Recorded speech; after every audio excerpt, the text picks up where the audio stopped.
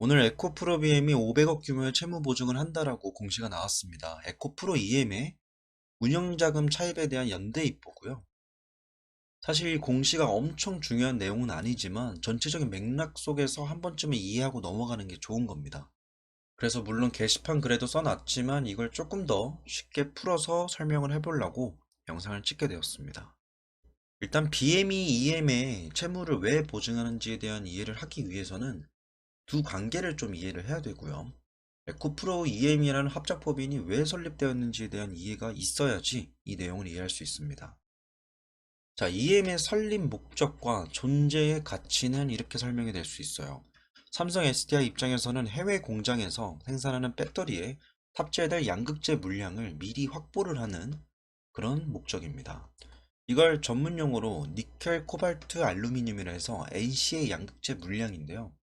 물론 삼성 SDI 입장에서는 이렇게 에코프로 EM을 설립하지 않고 본인들이 직접 매번 매 분기마다 생산될 양들을 미리 정해놓고 에코프로 BM이던 다른 업체건 이번 분기에는 10만 톤만 혹은 다음 분기에는 5만 톤만 이렇게 요구할 수 있습니다.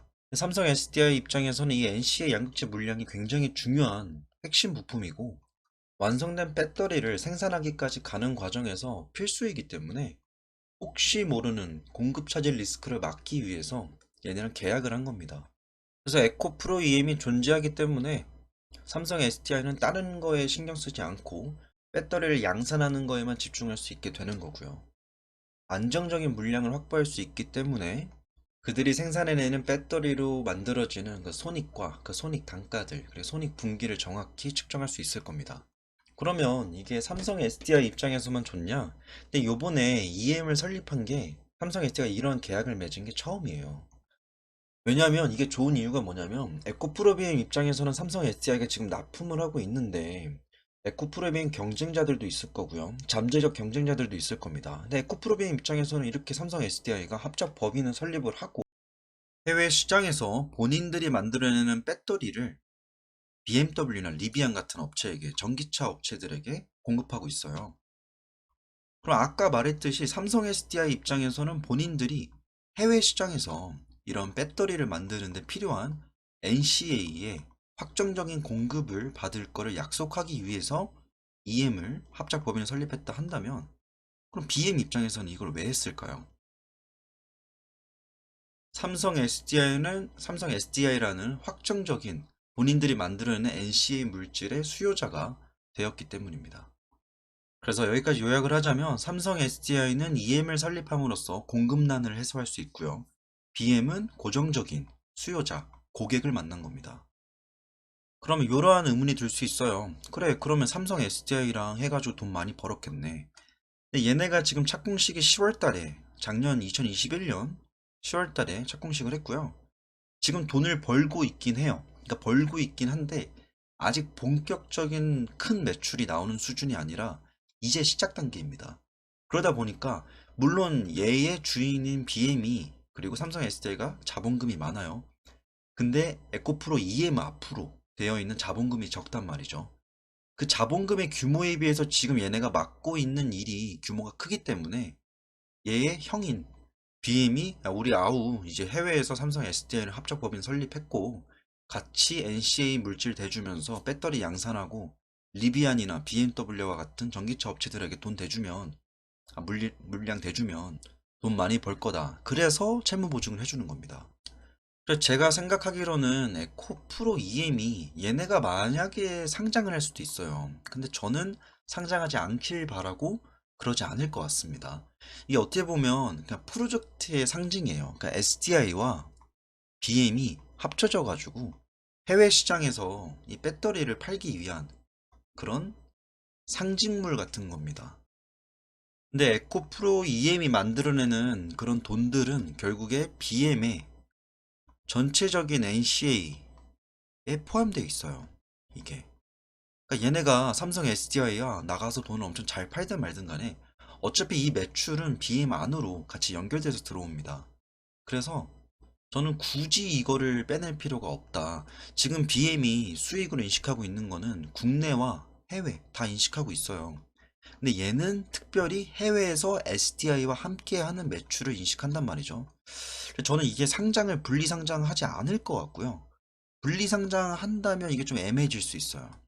그러니까, 그러니까 회계 인식 과정에서 괜히 복잡해질 수 있습니다. 굳이 예를 들자면 셀트리온과 헬스케어, 셀트리온 헬스케어 그리고 제약이 있잖아요. 헬스케어는 해외 판매 부분을 담당하고 있고 제약은 국내외 부분을 판매 담당하고 있어요. 내가 아시는 분도 아시겠지만 얘네는 이렇게 하는 이 과정 때문에 너네 이게 도대체 해외에서 파는 건 얼마고 국내에서 파는 건 얼마야? 손실 왜 얘가 인식하고 얘 손실은 왜 얘가 인식해? 이것 때문에 분식회계 의혹이 나왔던 거거든요. 근데 셀트리온 같은 경우에는 한 기업에서 만들어내는 해외 매출과 국내 매출을 분리하기 위해서 이렇게 나눠져 있다라고 한다면 얘네는 어차피 BM이 지금 국내 해외를 다 인식하고 있고 그 안에서 세부적으로 EM이 SDI와 함께하는 해외에서의 매출 그리고 대량 양산을 목적으로 만들어진 법인이기 때문에 앞으로 이러한 관계를 그냥 유지를 하다가 제일 좋은 거는 이렇게 잘 돼가지고 둘이 돈 많이 벌어다가 에코 프로비엠한테 돈을 대주는 거겠죠. 그래서 이 관계도를 예시로 들 만한 게 딱히 없긴 해요. 근데 형과 아우 같은 느낌은 아니고 약간 분신입니다, 분신. 그러니까 나라는 존재를 국내에서, 그러니까 BM이라는 존재로 있는데 약간 분신을 하나 만들어가지고 야, SDI랑 같이 해외 나가서 돈 좀 벌어와 라고 한 게 이제 EM입니다. 프로젝트 그룹인 거죠. 왜 그 엑송과 그 아이돌도 국내 시장 겨냥하는 애들 있고 해외 시장 다른 애들이랑 합쳐져가지고 겨냥하는 애들이 있었다시피 그냥 그러한 맥락이라고 좀 이해를 하시면 될 것 같습니다.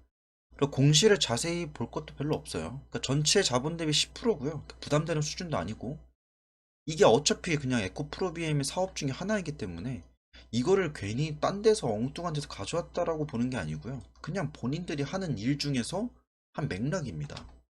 근데 제가 이걸 별로 그렇게 크게 대수롭지 않게 여겼던 거고요. 근데 이걸 잘 모르고 넘어가는 것보다는 확실히 알고 넘어가는 게 마음이 편하고 어쩌면 이게 나중에 큰 그림에서 아 그때 이게 이 매출이 요 얘기였구나라고 생각이 나실 겁니다. 제가 이걸 굳이 검색해보진 않았지만 유튜브에 이거 설명한 사람이 별로 없더라고요. 왜냐면 이게 이 공시 자체에는 별 내용이 없어가지고 언론에 이렇게 내용이 많이 안 나갔을 겁니다.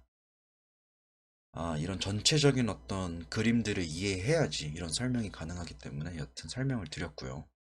뭐 여기까지는 충분한 공시에 대한 설명이 되었다라고 저는 생각을 하고요. 말 나온 김에 에코 프로비엠이나 삼성 SDI를 보면서 제가 최근에 좀 느낀 게 있어요.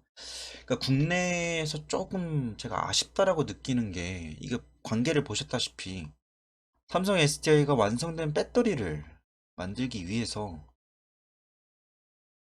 NCA를 납품 받아야 되는 거잖아요. 이게 BM이 해주는 거고요.